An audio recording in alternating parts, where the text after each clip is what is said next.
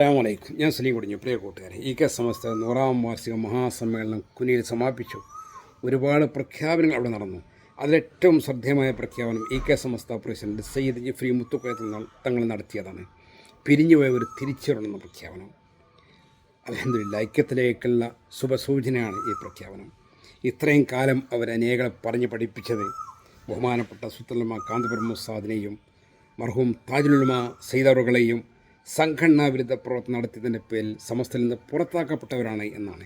എന്നാൽ അതല്ല, അവരെ പുറത്താക്കിയതല്ല, ചില അഭിപ്രായ വ്യത്യാസങ്ങൾ കാരണം അവർ മീറ്റിങ്ങിൽ നിന്ന് ഇറങ്ങിപ്പോയതാണ് എന്ന് 100-ാം വാർഷികത്തിൽ ജനലക്ഷങ്ങളെ സാക്ഷി നിർത്തി സയ്യിദുൽ ഉലമ പ്രഖ്യാപിക്കുകയാണ്. അൽഹംദുലില്ലാഹ്, ഇത് ഐക്യത്തിൻ്റെ വാതിൽ തുറന്നിടലാണ്.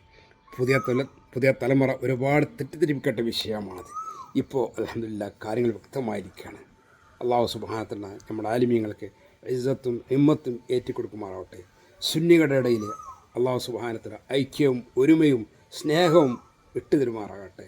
ആമീൻ യാ റബ്ബൽ ആലമീൻ.